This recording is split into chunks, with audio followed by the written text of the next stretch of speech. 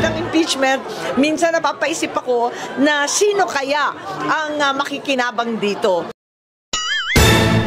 Kanyang opinion niya, nire-respeto natin ng opinion, lalong-lalo na kung galing sa pare, nire-respetuhin natin.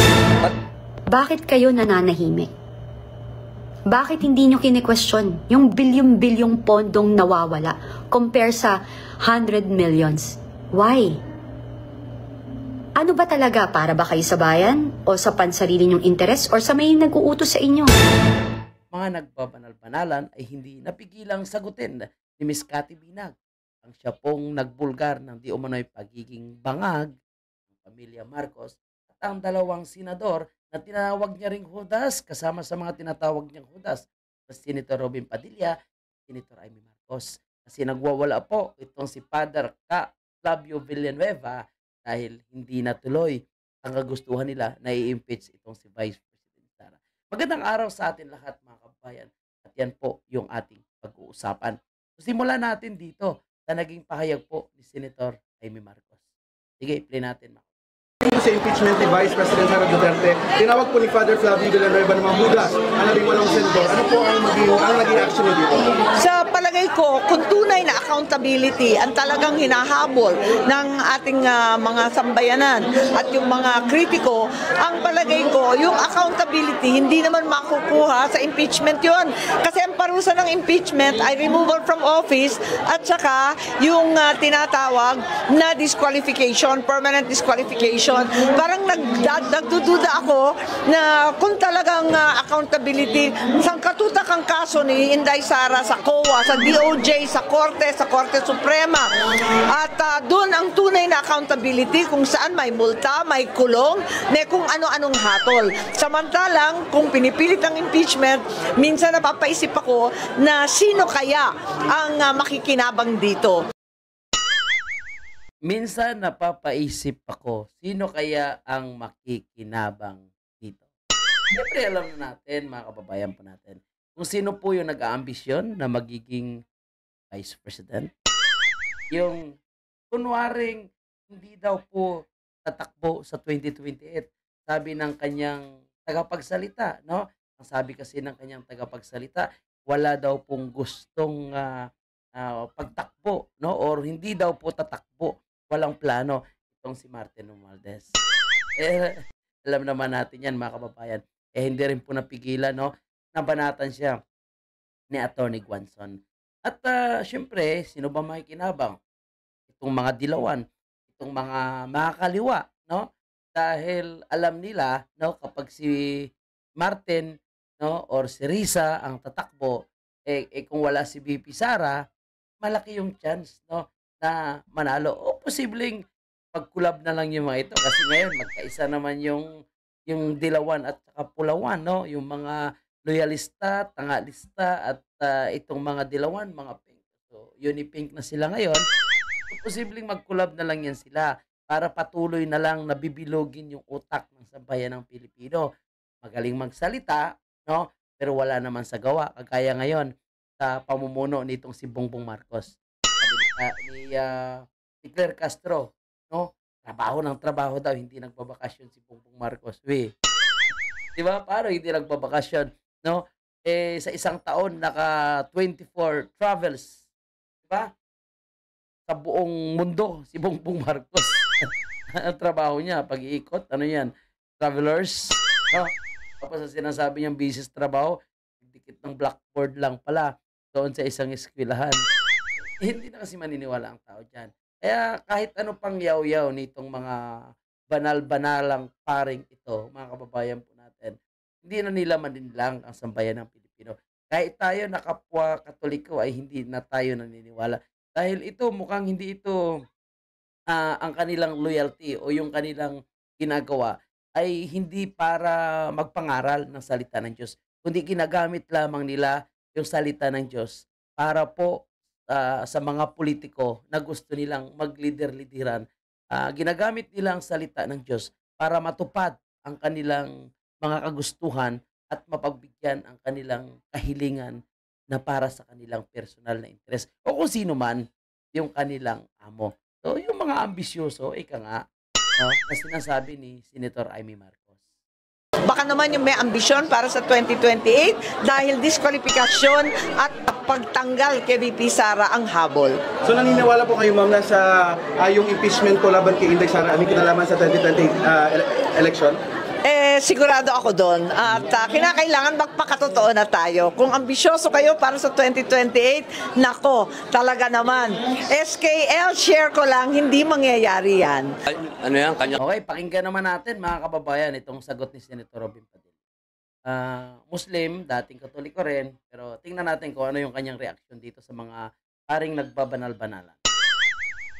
kanyang opinion niya, nire-respeto natin ng opinion, na, lalong-lalo na kung galing sa pare, re-respetuhin natin. At So, yan po yung para kay Senator Robin Padilla, no? Re-respetuhin na lang daw po natin itong galing sa mga pare. Siyempre, Senator Robin Padilla, ayaw niya na rin makasakit, no? Ayaw niya na rin magsalita ng hindi maganda dito sa mga nagbabanal-banalan. Pero alam naman natin, mga kababayan, na yung mga nagbabanal-banalan na ito, sila po is mga dilawan, no? Na hindi ko alam kung ano po yung kanilang pakay o ano po yung kanilang pinoproteksyonan. Kasi unang-una, hindi naman sila pinapakialaman, no, ni Vice President Sara. Wala namang pong personal na issue sa simbahang Katoliko itong si Vice President Sara. At para sa akin itong mga pari ng Katoliko, no, na nagagamit ngayon ni Tambaloslos, ni Carissa, ni Ka Dilima para magsalita at batikusin itong si Vice President Sara or si Tatay Digong, alagay ko ito po ay nakikinabang dito po sa mga dilawan o dito kay Tambaloslos o sa administration din ni Marcos Jr. Kaya sila ngayon ay parang nabigyan, no, ng task para magsalita at gamitin itong salita ng Diyos, ang simbahan, para magalit din ang taong bayan sa mga Duterte. Pero yung mga ganitong klaseng mga nagbabanal-banalan, no, na mga demonyo naman yung kanilang nasa loob, no, hindi po sila nakaligtas dito po kay Miss Cathy Binang. At pakinggan natin mga kababayan. Mas madalas kung minsan yung supposedly na magbibigay sa atin ng inspirasyon para gumawa ng mabuti at ng tama, yung pa yung kung what do you call this, kung lumabas or magsalita ay napakamali at selective lang. Kasi may isang pare, si Father Flavor dyan. Mabenta talaga itong paring ito mga kababayan, no? Na lumabas. Ako naiirita ako. Ayoko Kahit sino naman, naiirita talaga dito. na sana na magsalita about them or about religion. Pero gusto ko lang malaman na sa ibang matitinong pare sa inyo po, na kung meron hong isang paring ganyan na selective ho mag-isip, tas nire-represent ho ang inyong inyong institusyon, napakapangit. Sana ho sa akin, kung kini-question mo yung confidential funds ni VP Sara, bakit hindi mo rin questionin yung GAA and BICAM na bilyon-bilyon ang halaga, ang flood control projects na trilyon ang halaga? Bakit dahil hindi nyo nagustuhan yung desisyon na ibinalik sa Kongreso ang impeachment, what do you call this, documents, and kasi may mali na nakikita ang Senate, is grabe kayong bumanat. Bakit ho kayo nananahimik dun sa issue ng flood control projects na yung PhilHealth Fund, Father Flavor, na mas bilyon na ang daming mamamayang Pilipino ang may kailangan, ang Maharlika Funds. Bakit kayo nananahimik? Bakit hindi nyo kine-question yung bilyong-bilyong pondong nawawala compare sa 100 millions? Why? Ano ba talaga? Para ba kayo sa bayan? O sa pansarili nyong interes? Or sa may nag-uutos sa inyo? Hindi na ho kayo kapanipaniwala. Sa totoo lang, napaka-ipokrito ninyo. Uy, masakit yun mga kababayan, ha? Pero totoo yun, napaka-ipokrito po itong mga pari na ito, no, na nagbanal-banalan na ginagamit ang salita ng Diyos. And of course, mukhang malaki yung suhol sa kanila dito, mga kababayan.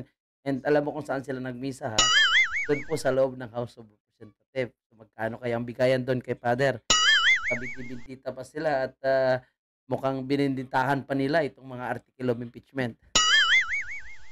And kung meron kayong sasabihing Judas, isa ho kayong Judas. Yun, sila yung tunay na Judas, no? Na nagtatago sa banal-banal na kasuotan nila. Para sa bayan at mamamayang Pilipino. Hindi ho ako sa inyo magsasorry kasi I'm so disappointed because you're a priest. You are supposed na maging balanse ka at magbigay ka ng inspirasyon na ipasatupad kung ano yung tama at ipaglaban kung ano para yung dapat at para sa mamamayang Pilipino at para sa bayan natin. Pero ano lang kine-question mo? Confidential funds. Yan na yung utos sa kanila diba? So, yun nga ang sinasabi natin. Napakaraming issue na dapat sila mag-react. Kung ang iniisip nila is kapakanan, kinabukasan ng ating bansa, no, kapakanan ng bawat Pilipino, napakaraming issue na kailangan nila mag-ingay. Alam niyo mga kababayan natin, kung mag-ingay lang po yung simbahan Katoliko, dahil sila po, sa palagay ko, yung pinakamalaking sikta ng simbahan ito sa ating bansa. Napakalakas po ang kanilang boses. Imagine mo kung magrarally po sila, magsalita po sila, magki-question po sila tungkol sa bicameral report, no? Dito po sa PhilHealth, dito po sa flood control na nawala, yung sa pamumudmud ng ayuda na hindi patas yung pamumudmud, no? Yung mga utang ng gobyerno, no? Na wala naman tayo nakikitang infrastructure project o mga investors na pupunta sa ating bansa. Yung pagtagas ng sahod, pwede nila gawin yun, di ba? No? Yung pag-atras ng mga investors, pag-question sa pagiging bangag di umano ni Marcos Jr., in-expose ni Ms. Cathy Binag. So, bakit hindi nila, tinututukan niya, mga kababayan? Bakit doon sila sa dahil galit sila sa Duterte, dahil pinoproteksyonan ba nila ang mga drug lords? Pinoproteksyonan ba nila yung mga addict? Pinoproteksyonan ba nila yung mga corrupt? Mga tambaloslos? But you never question the GAA and BICAM na billion flood control projects, PhilHealth funds, and Maharlika funds. You don't deserve to be priest. Kakahiya ho kayo. Kasi selective ho kayo. At namamanduhan ho kayo. Hindi ho ng Panginoon, bagkus ng mga demonyo sa paligid nyo. Sana wag nyo na lang hong gamitin yung pagkapari nyo kung ganito rin lang ho kayo. Sa totoo lang, nakakahiya talaga kayo. Hindi ako perpekto, makasalanan ako. Dahil sa buhay ko, katulad ngayon, nagkakasala nga ako. Ngayon, dahil sa inyo. Diba? But I don't care. I need to say this. Kasi yung feeling nyo kung kayo lang pwedeng magsalita, kaming mamamayang Pilipino, pwede rin hong magsalita. So, tumpak po yan, Ms. Cathy Binag. Itong mga pare na ito na nagbabanal-banalan, mga kababayan ko natin. Father Flavio Villanueva, mahiya ka naman sa balat mo. Mahiya ka naman sa pagmumukha mo. Mahiya ka naman sa kasuotan mo. Huwag mong gamitin yan para sa personal na interes mo at kung sino man yung bumabayad sa iyo, Father, para mag-ingay, banatan ng mga senadors, banatan si VP Sara, banatan si PRRD, at gamitin ang salita ng Diyos at gamitin ang taong bayan, ang salitang taong bayan para makahatak kayo ng inyong mga supporters. Pero, totoo lang, wala na kasi. Mahihirapan na kayong mag-convince ng mga Pilipino para sumunod at maniwala sa inyong kagustuhan dahil nakita ng taong bayan kung sinong tunay na nagtatrabaho. Nakita ng taong bayan kung totoo ba itong mga allegation nyo kay Vice President Sara. Hindi na kailangang husgahan sa korte ng impeachment court dahil alam ng taong bayan na ang ginawa niyong impeachment against kay Vice President Sara ay personal na agenda dahil si VP Sara ang mananalo pagdating ng 2028 national and presidential election. Kaya gusto ng amo nyo, kung sino man yung inyong principal, sino nagbabayad sa inyo para mag-ingay kayo, na ma-impeach itong si VP Sara para hindi po siya makatakbo pagdating po ng 2028 presidential election. Yan po yung purpose, mga kababayan po natin. Kaya mga kababayan natin, mga Katoliko, huwag po kayong magpalinlang sa mga paring ito na nagkukunwari, nagbabanal-banalan. Ganon din po sa mga educators na nagsasabing matatalino sila, eksperto sila sa batas, pero ang sinisentruhan lang po nila ay doon sa issue po ni Vice President Sara. Samantala sa ibang issue na kailangan ang kanilang komento, kailangan yung kanilang pagbabatikos ay tahimik po sila. Now we know kung bakit sila nagsilabasan. At alam natin ngayon, no, na yung proyektong panggobyerno, serbisyo para sa taong bayan ay hindi makakarating dahil napupunta lamang sa ilang piling tao para magsalita. Naidiin itong si Vice President Sara at paniwalain sa kasinungalingan ang sambayan ng Pilipino. Salamat po sa boses mo, Miss Cathy Binag, sa pagsagot, Senator Robin Padilla, and Amy Marcos, and of course, no, si VP Sara, antayin natin na magsalita. Pero palagi ko, dahil sa sobrang respeto ni Vice President Sara sa mga kababayan natin, palagi ko hindi siya magbabatikos dito. Kundi irerespeto niya na lang kung ano po yung kanilang mga opinion. Yun, kagaya na sinabi. Maraming salamat po at huwag kalimutan mag-like and share and subscribe ang ating channel, mga kababayan. Mabuhay po kayong lahat. Mabuhay tayo, mabuhay ang bansa.